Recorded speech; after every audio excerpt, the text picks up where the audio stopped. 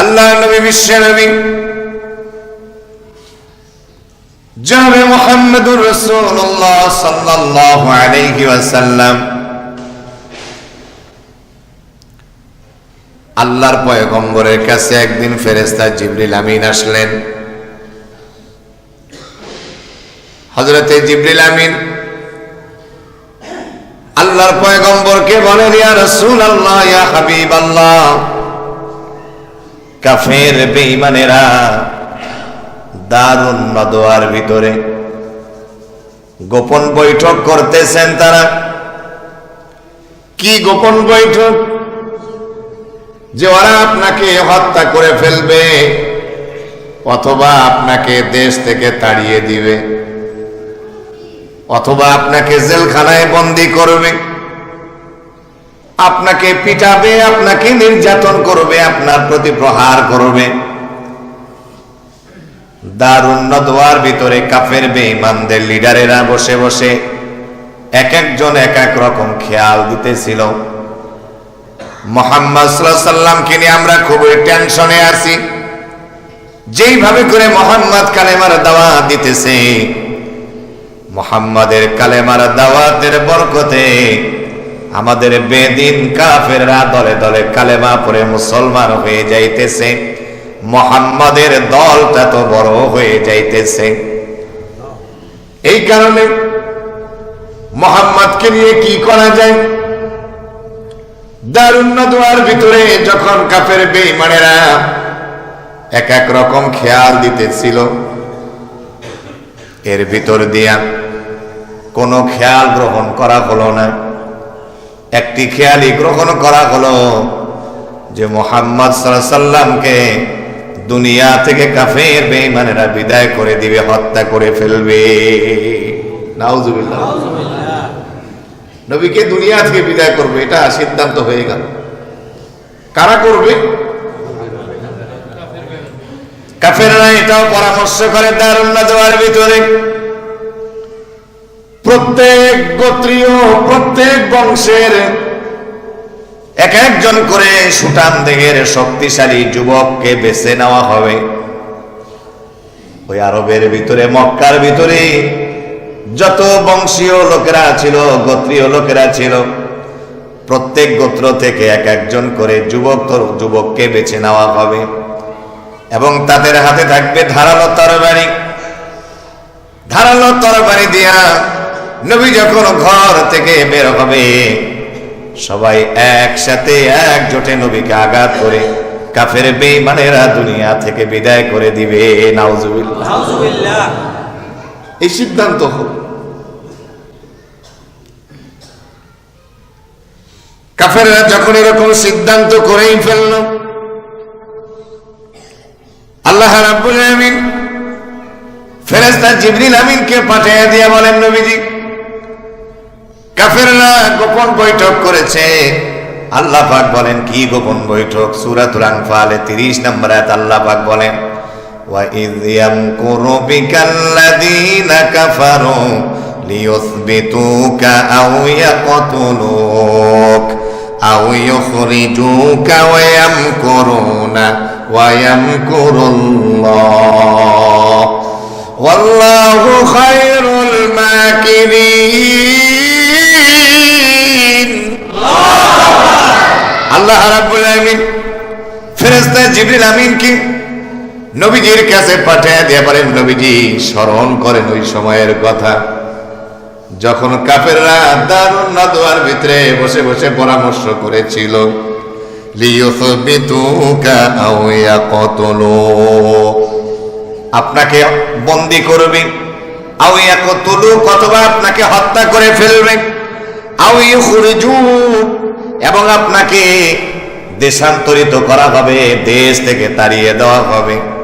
আল্লাহ পাক বলেন, নবীজি, ওয়ায়ামকুরুনা ওয়ায়ামকুরুল্লাহ, ওরা তো ষড়যন্ত্র করে, কাফের বেঈমানরা তো ষড়যন্ত্র করে, কিন্তু আল্লাহ পাকও কৌশল করেছিলেন। ওই কাফের বেঈমানদের কৌশলের চেয়ে আল্লাহ পাকের কৌশল হলো সবচেয়ে বড়, সবচেয়ে উত্তম। ঠিক কিনা? আল্লাহ সবচেয়ে বড় কৌশল না। আল্লাহর কৌশলের চাইতে দুনিয়ার কোন মানুষের কৌশল আল্লাহর চাইতে বড় হইতে পারে না, ঠিক কিনা বলে? দুনিয়ার জালিমেরা যতই কৌশল করুক না কেন, ইসলামকে ধ্বংস করার পায়তারা যতই করুক না কেন, কিন্তু আল্লাহ পাকের এত বড় কৌশলওয়াল আল্লাহ তাআলা, জালিমরা ইসলামকে ধ্বংস করতে আসলে জালিমেই ধ্বংস হয়ে যায়। দুনিয়ার কোন জালিম কৌশল করে টিকে থাকতে পারে না, ঠিক কিনা বলে?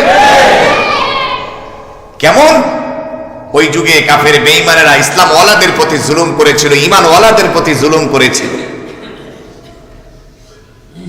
আল্লাহ রাব্বুল আলামিন এই জুলুমের কথাগুলো, জালিমদের গোপন বৈঠকের কথাগুলো নবীজির সামনে তুলে ধরলেন। জিবরিল আমিন বলেন, নবীজি, মক্কায় থাকার আর পরিস্থিতি আপনার নাই। নিজের মায়ের জন্মভূমি, নিজের বাবার জন্মভূমি, আপনার জন্মভূমি এই মক্কাতুল মুকাররমায় আপনি আর থাকতে পারবেন না। যেহেতু কাফের আর বেঈমানেরা আপনাকে নিয়ে ষড়যন্ত্র সাজিয়ে ফেলেছে যে আপনাকে এই রাতের ভিতরে দুনিয়া থেকে বিদায় করে দিবে, আপনি মেহেরবানি করে আপনার সামানা গোছায়া আপনি হিজরত করার জন্য প্রস্তুতি নিয়ে নেন। আল্লাহর পয়গম্বর হযরতে আলী রাদিয়াল্লাহু তাআলা আনহুকে বলেন, আল্লাহ নবীজির চাচাতো ভাই ছিল আলী, আর একদিক দিয়ে ছিল জামাই, ঠিক কিনা বলুন? আল্লাহ নবীজির চাচাতো ভাই ছিলেন আলী। হযরতে আলী রাদিয়াল্লাহু তাআলা আনহু জান্নাতি মানুষ। নবীজি আমার ডেকে বলেন, আলী রে, তুমি আজকে আমার ঘরে থাকবা। শুধু আমার ঘরে নয়, আমি যেই বিছানায় ঘুমাই সেই বিছানায় তুমি ঘুমায়া থাকবা। কোনো টেনশন করো না, কোনো চিন্তা করো না। কাফের বেঈমানেরা জীবনে কোনোদিন তুমি আলীর ক্ষতি করতে পারবে না। হযরতে আলী রাদিয়াল্লাহু তাআলা আনহু আলী রে, কাফের আর বেঈমানদের আমার কাছে অনেক কিছু আমানত আছে। ওই কাফেররা আমারে নাম দিয়েছে আল-আমিন, আমি হলো বিশ্বাসী। যেহেতু আমি কাফেরদের অত্যাচারের জুলুমের কারণে আমি এই জায়গা ছেড়ে চলে যাইতেছি, মক্কা ছেড়ে দিয়া, কিন্তু তাদের আমানতগুলো আমার কাছে আছে। যদি আমি এই আমানতগুলো নিয়ে চলে যাই, কাফির বেঈমানরা বলবে মুহাম্মদ রে আল-আমিন বলে ডাকতাম, সে আল-আমিন এখন বিশ্বাসঘাতকতা করেছে আমাদের সাথে, আমাকে নিয়ে অনেক রকম বাজে বাজে মন্তব্য করবে। এজন্য আমি তোমাকে কঠিন বিপদের দিনে ওয়ালি, তুমি আমার এই আমানতগুলো তোমার কাছে রেখে দাও। সকালবেলা কাফেররা যখন আমাকে খুঁজে না পেয়ে তোমাকে পাবে, ওয়ালি তুমি এই আমানতগুলো তাদের কাছে পৌঁছে দিবা। হযরতে আলী রাদিয়াল্লাহু তাআলা আনহু আল্লাহর পয়গম্বরের বিছানায় শুয়ে আছেন। নবীজি কথাবার্তা শেষ করার পরে ওই রাত্রিবেলা কাফের বেঈমানেরা চতুর্দিকে যুবকেরা হাতে তলোয়ার নিয়ে আল্লাহ নবীজির ঘরে চতুর্পাশে তারা দাঁড়িয়ে আছেন। আল্লাহ নবীজি ঘরের ভিতরে হযরতে আলী রাদিয়াল্লাহু আনহু সহ গল্প করতেছেন। এই গল্পগুলা কাফেররা তো চতুর্দিকে হাতে তলোয়ার মারার জন্য রেডি, যেই দিক দিয়ে বের হবে একসাথে অ্যাটাক করবে। আল্লাহর পয়গম্বর হাতের মাঝে এক মুষ্টি বালি নিলেন, সূরাতুল ইয়াসিনের কয়েকটি আয়াতে কারিমা তেলাওয়াত করলেন। আল্লাহ নবীজি সূরা ইয়াসিন আয়াতগুলো তেলাওয়াত করার পরে ওই বালুর মাঝে আবার নবীজি ফু দিলেন এবং চতুর্দিকে বালুগুলো ছিটিয়ে দিলেন। চতুর্দিকে যেই কাফের আর বেঈমানরা দাঁড়ায়া দাঁড়ায়া তলোয়ার নিয়েছিল, প্রত্যেকটা কাফের বেঈমানদের চোখের মাঝে আল্লাহ রাব্বুল আমিন বালু কণা ঢুকায়া দিলে। সবাই কাফেররা এখন চোখ খোসাখুসি করে, কেউ আর চোখে দেখে না, সবাই কানার মতো হয়ে গেছে। এই ক্ষমতা একমাত্র কেবলমাত্র কার হয় না? আল্লাহ পাক। নবীজি একদিকে আর চতুর্দিকে কাফের বেঈমানদের চোখে পৌঁছায়া দিয়েছেন। জোরে বলেন তিনি কে? আল্লাহ তাআলা। তো কাফেররা যতই ষড়যন্ত্র চক্রান্ত করুক না কেন, আল্লাহর কৌশলের থেকে ওরা কৌশলওয়ালা নয়। সবচেয়ে বড় কৌশলওয়ালা আমার আল্লাহ পাক, ঠিক কিনা বলেন?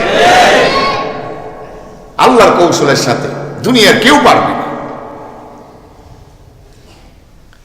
আল্লাহ সুবহানাহু ওয়া তাআলা এই কথাই বলতেছেন, নবী কাফেররা আপনাকে নিয়ে ষড়যন্ত্র করে, চক্রান্ত করে। আমার প্রাণের নবী, জানেন নবী মুহাম্মদুর রাসূলুল্লাহ সাল্লাল্লাহু আলাইহি ওয়াসাল্লাম, নবীজি এবার হেঁটে হেঁটে চলে গেলেন সিদ্দিকে আকবর হযরত আবু বকর সিদ্দিক রাদিয়াল্লাহু তাআলা আনহুর বাড়িতে। আল্লাহর পয়গম্বর যখন চলে গেল, আল্লাহ নবীজির শ্বশুর ছিলেন সিদ্দিকে আকবর। রাত্রিবেলা গিয়ে যখন ডাক দিলেন, যে রাতে মানুষগুলো ঘুমায়া থাকে, সিদ্দিকে আকবরকে শুধু একবার আবু বকর বলে ডাক দিয়েছে। সাথে সাথে আবু বকর নবীজি ডাক শুনে বলে, লাব্বাইক ইয়া সাদাইক ইয়া রাসূলুল্লাহ, আমি হাজির, আমি উপস্থিত। সাথে সাথে দরজা খুলে দিলেন। আমার নবী বলেন, আবু বকর তুমি কি ঘুমাও নাই? হযরত আবু বকর বলেন, ইয়া রাসূলুল্লাহ, আপনি আমাকে বলেছিলেন হিজরত করবেন আমাকে নিয়া, কিন্তু কোন দিন কোন রাত আমি তো জানি না। ওই দিন যে আপনি আমাকে বলেছিলেন হিজরত করবেন আমাকে সাথী হিসাবে, আমি এটা মনে রেখেছি। ওই দিন থেকে আমি রাত্রিবেলা পিঠ লাগায়া লাগায়া ঘুমাইতে পারি না। কখন আপনি এসে আমার আবু বকর বলে একটা ডাক দেন, আর যদি আমি যথাসময় আবু বকর উপস্থিত না থাকতে পারি, আপনার ডাকের জবাব না দিতে পারি, আপনি নবীর সাথে বেয়াদবি হবে। এই কারণে আমি দাঁড়ায়া দাঁড়ায়া পিঠ লাগায়া দরজার ভিতরে ঘুমায়া থাকি। কেমন ছিলেন নবীকে, কেমন মেনেছেন সাহাবায়ে কেরাম, কি সম্মান করেছেন, ঠিক কিনা বলুন? এই সম্মান আপনাদেরকেও ওলামায়ে কেরামদেরকে করার দরকার, ঠিক নয় কি? নবী নাই, যেখানে আলেম ওলামা দেখব আমরা বলবো এরা নায়েব রাসূল। আলেমদের সাথে কোনো দুশ্মনী নাই, কোনো সমালোচনা নাই, আলেমদের বিরুদ্ধে কোনো কথাই থাকতে পারে না। যারা আলেমের বিরুদ্ধে কথা বলে এরা জামানার খাঁটি মুসলমান নয়, এরা জামানার হলো আবু জাহেলের বংশধর। আবু জাহেলের নাতিপুতি না হলে আলেমের বিরোধিতা কেউ করতে পারে না, ঠিক কিনা বলুন? আমার প্রিয় ভাইয়েরা, কি বিরোধিতা করতো আগের জামানায়? কাফের বেঈমানেরা। এটা কাফেরদের চরিত্র, মুনাফিকদের চরিত্র, ঠিক কিনা? আমার নবী হযরত আবু বকরের বাড়িতে গেলেন। আল্লাহ নবীজি হযরতে সিদ্দিক আকবরকে নিয়ে ওই রাত্রিবেলায় চলে গেল গারে সুর, একটি পাহাড়ে নবীজি চলে গেলেন। সফর করতেছেন হযরতে আবু বকর সিদ্দিক রাদিয়াল্লাহু তাআলা আনহু। নবীজির একবার ডানে হাঁটে, একবার বামে হাঁটে, একবার সামনে হাঁটে, একবার পিছনে হাঁটে। নবীজি বলেন, আবু বকর একবার তুমি ডানে যাও, একবার তুমি বামে যাও, একবার সামনে পিছনে, বুঝলাম না কারণটা কি? হযরতে আবু বকর বলেন, ইয়া রাসূলুল্লাহ, আমি টেনশন করে আপনাকে নিয়ে চিন্তা করি। আমরা যে রাত্রে সফর শুরু করেছি, আমার কাছে যেন মাঝে মাঝে টেনশন হয় কাফেররা যদি আপনার ডান দিক থেকে তীর মারে। এই কারণে আমি ডান দিকে যাই, আবার চিন্তা করে আপনাকে মনে হয় বাম দিক থেকে তীর মারবে, এই জন্য আমি বাম দিকে যাই। আবার মনে করি সামনের দিক থেকে মনে হয় তীর আসবে, এজন্য আমি সামনের দিকে যাই। আবার সামনে যখন যাই মনে করি পিছন থেকে মনে হয় দুশমন আপনার তীর মারবে।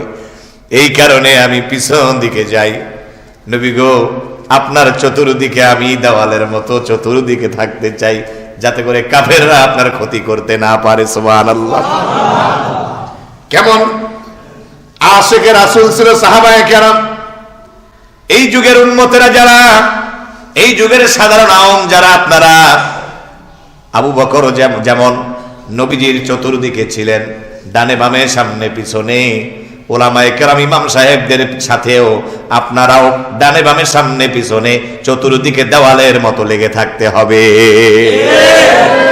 এটাই হলো মহাব্বত, এটাই ভালোবাসা। ঠিক কিনা বলে?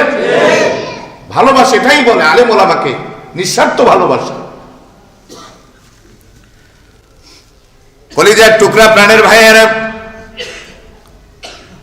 গারে সুরে বা নবীজি ভিতরে ঢোকার আগে হযরত আবু বকর রাদিয়াল্লাহু তাআলা বলেন, আল্লাহ রাসূল, ও আমার বন্ধু, ও আমার কলিজার টুকরা নবী, আপনি গুহার ভিতরে ঢুকবেন না।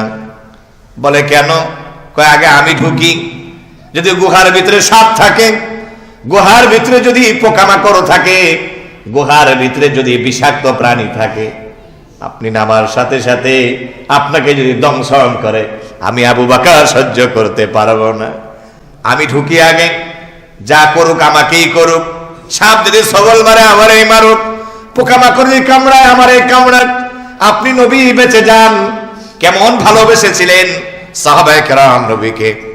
আল্লাহর পয়গম্বরের সঙ্গে কথা বলে সিদ্দিকে আকবর গুহার ভিতরে ঢুকে গেল, ময়লা আবর্জনা পরিষ্কার করলো, গর্তগুলো ছিল গর্তের মুখগুলো কাপড় দিয়ে বন্ধ করে দিল, গর্তগুলো সবগুলো ঢেকে দিল। তিন দিন 3 রাত ইতিহাসের ভিতরে আসছে, 3 দিন 3 রাত আমার নবীজি হযরত আবু বকর সিদ্দিক রাদিয়াল্লাহু তাআলাকে নিয়ে একটা গুহার ভিতরে নবীজি ছিলেন। আল্লাহর পয়গম্বরের কাছে খাবার পৌঁছিয়ে দিতেন হযরতে আবু বকর সিদ্দিক রাদিয়াল্লাহু তাআলার মেয়ে হযরতে আসমা বিনত আবু বকর রাদিয়াল্লাহু তাআলা আনহা। হযরতে আসমা রাদিয়াল্লাহু তাআলা আনহা আল্লাহর পয়গম্বরের হযরতে আবু বকর সিদ্দিক রাদিয়াল্লাহু তাআলা আনহুর মেয়ে ছিলেন। নবীজিকে কেমন মহাব্বত করতেন, কেমন ভালোবাসতেন। যেমন আমরা বলি শালিকা, এরকম শালী ছিলেন বা শালিকা ছিলেন হযরতে রাসূল আকরাম সাল্লাল্লাহু আলাইহি ওয়াসাল্লামের। হযরতে আসমা রাদিয়াল্লাহু তাআলা নবীজিকে এত মহাব্বত করতেন, এত ভালোবাসতেন। আল্লাহর পয়গম্বর যখন গারে সুর থেকে যেদিন বিদায় নিয়ে মদিনার দিকে যাবে, হিজরত করবে, হযরতে আসমা রাদিয়াল্লাহু তাআলা আনহা এত নবীজিকে মহাব্বত করতেন। খাবারের যে বাটি আছে, খাবারটাকে যে প্যাকেট করবে, খাবারটাকে যে ব্যাগের মাঝে ঢুকায়া বাঁধবে, এরকম রশি ছিল না। হযরতে আসমা নবীজিকে এত ভালোবাসতেন, নিজের যে জামা, নিজের যে পায়জামা আছে অথবা নিজের যে এই পেটিকোট আছে, পেটিকোটের মাঝে একটা যে রশি থাকে মহিলারা বাঁধে, রশিটা খুলে খাবারের ব্যাগটা বেঁধে আল্লাহর নবীজির খেদমতে দিয়া দিলেন। সুবহানাল্লাহ।